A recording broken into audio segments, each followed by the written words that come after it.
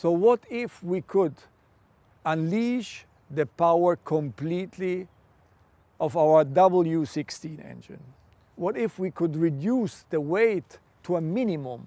And what would be the result in terms of weight to power ratio on one hand side, but at the end of the day, what could be the performance of the car? And exactly this was my briefing, what if?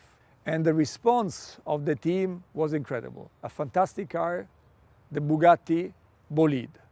So, ladies and gentlemen, now we want to show you the car, the Bugatti Bolide. And the man who is going to go on the discovery journey for us is Andy Wallace. Ciao, Andy. Andy won once Le Mans and he was twice the fastest man on earth. So I want to send you on a journey, and the audience should see with your eyes this fantastic car. And you're going to meet our R&D boss, Stefan Elroth, and our chief designer, Achim Anscheid. And I'm curious about your feedback. So good luck and see you soon. Thank you.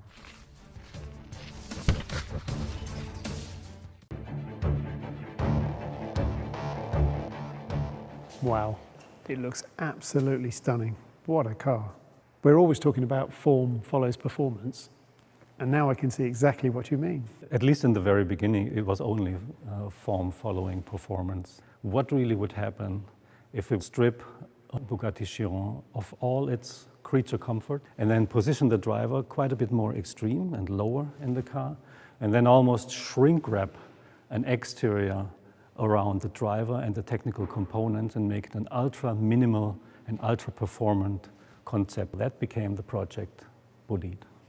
And then when I look at the frontal area of the car, actually all I can see now is form following performance. For the first time, we're streaming the air through the internal part, meaning inside of the front wheels around the main monocoque. So you can see that performance and aerodynamic development dominates the frontal appearance of the car. And when we go around the side, that story actually continues. Raw air into the roof scoop, hot air traveling along the cabin, fresh cool air traveling in this light blue channel towards the intercoolers, and then hot air coming from the water coolers through this enormous negative scoop behind the front wheel, and then cool air again traveling on the bottom into the oil coolers and exiting. So this goes to show how technology and aerodynamic handling really came first, and then we try to find a win-win, how we position the cabin between the wheels, give the car quite a bit more stance, and also apply a bit of Bugatti identity with it, which I hope can be realized. It is unmistakably a Bugatti, and I can imagine that was not a work of a moment. Took a moment, but then, you know, it's actually an evolution of the C line of the Chiron. And then compare that to the Bugatti line of the Divo, is quite a bit more sporty. And here you have the ultimate sportiness, no, on the Bolide, where the Bugatti line becomes super fast and really nice and elongated in proportion. So what's happening at the rear? Come on, I'll show you. So you see here that the exhaust was put right in the center of the rear end, therefore allowing the diffuser having maximum performance width. And at the same time, it creates an architecture where everything around the exhaust really is there for extracting hot air from the engine compartment.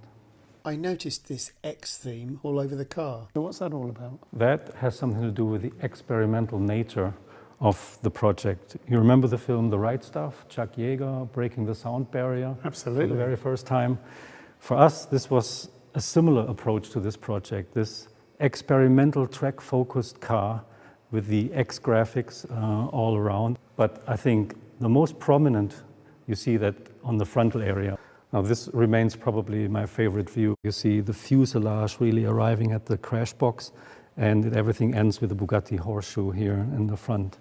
And then left and right you have this X graphic positioned all the way to the outside of the car, giving ultimate width expression into the exterior shape. And I like the reminiscence, you know, to the classic X graphic over the glass of vintage race cars, which you find repeated here on the frontal graphic, but it also builds a bridge to the glorious days of Bugatti GP racing, in the 1920s and 1930s. This is Louis Chiron with his Type 51 winning in Monaco.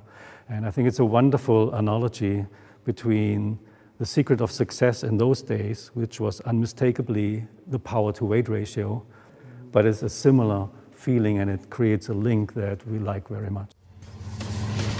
Let's go and meet Stefan. He's going to show us the underpinnings of the Bolide. I wonder how far Bugatti will go this time. Further than we ever did before. Andy, a very warm welcome here at Bugatti Engineering. Thank you very much. Great to see you. So what if we take our W16 8-liter capacity engine and make a very radical concept out of that? The result is the Bugatti Bolide. And we simulated a lot with that car, and the results are breathtaking. Staggering. To achieve this, you have to have a lot of innovations, material-wise, concept-wise in the car. For example, this one, auxiliary shaft we have here. The auxiliary shaft brings the power from the gearbox back to the rear axle. And it's a hybrid part made out of carbon fiber and with titanium fittings. Half the weight, but twice as strong as the regular one. And to think it can take all that force. Yeah, and if we walk around, there's another part I have to show you. So this is the part of a front suspension, it's double wishbone suspension, and this is the push rod. And yeah, it's printed out of titanium. Incredible, because it weighs 100 grams. And the wall thickness varies between 0.5 and 1 millimeters. It has an inner structure, printed inner structure. And the braking force of that part is 3.7 tons. So 2 Chirons. Yes, basically, 2 Chirons. Honestly, it's ridiculous how light that is when you consider how strong it needs to be. It's beautifully made too. Would you miss this one? Yes, of course. Ah, okay.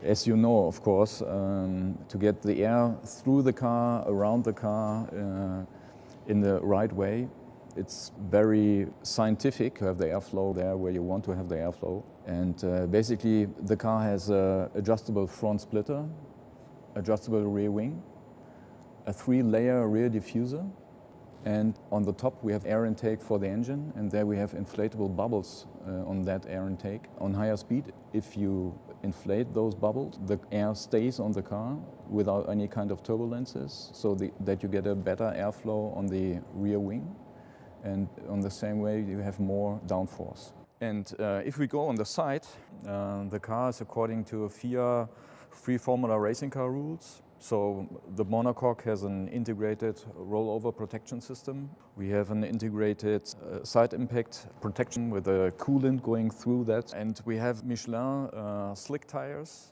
and the width of the tire is 340 millimeters in the front and 400. It's a massive tire, 400 in the back. It is. I think you have to have your own experience, Andy. Can I try it? Yes, jump in the car. Luckily, I brought my helmet with me. So now it's time to drive the Bolide, finally. So we've seen the underpinnings of the car and some of the exotic lightweight materials that we used in the manufacture. And now we still don't get to see the car because it's covered in this rather colourful camouflage. And with all those things that Stefan was talking about, where they saved weight using amazingly light materials, the result is a car that weighs 1,240 kilograms. Incredibly light for a 16-cylinder 2-seater car. And if we come to the back, the heart of the car, we see, of course, the W16 engine. Now, this engine produces 1,600 horsepower on regular 98-octane fuel, but using 110-octane race fuel, it can produce 1,850 horsepower. So coupled with that low weight, this gives us a weight-to-power ratio of 0.67 kilograms per horsepower, and, importantly, a weight-to-torque number of 0.67 kilograms per newton meter. So, what does this actually give us in terms of performance on track? Well, the Bugatti engineers have done some simulations, and incredibly, this car could lap the Nordschleife in 5 minutes and 23 seconds. But then, importantly perhaps for me, I can relate to this very well, a lap of the Le Mans circuit in 3 minutes and 7 seconds. That's 7 seconds faster than any LMP car has ever lapped Le Mans. So incredible performance, and I really can't wait to try the car. So let's go.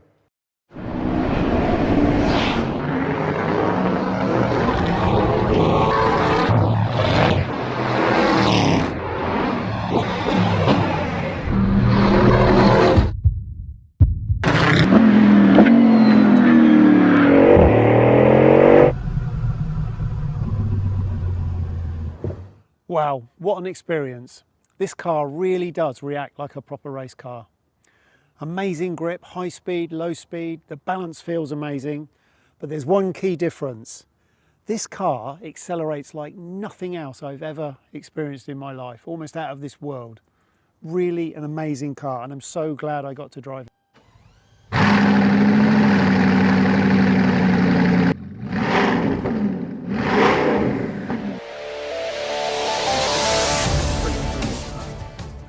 Hi Andy, and welcome back. So, can you tell me a bit about your experience with the car? Well, this project is as close as you can get to a real race car. I thoroughly enjoyed the opportunity. It's a great project. Well done, Bugatti. Thank you very much. We always value your feedback. This is very important to us. Ladies and gentlemen, in my eyes, Bugatti always was and still is striving for perfection. So at the end of the day, it comes down to the fact that we have to exceed the dream of our customers and our fans. The Bugatti Bolide is benchmark for what is technologically possible today. And thanks to the dedication of the Bugatti team, this result could be achieved. And also the dedication to their jobs in general is enabling us so far to achieve another record year in the year 2020, and this despite COVID-19. And I have to say that this car is really a dream. The Bugatti Bolide. Vive la marque!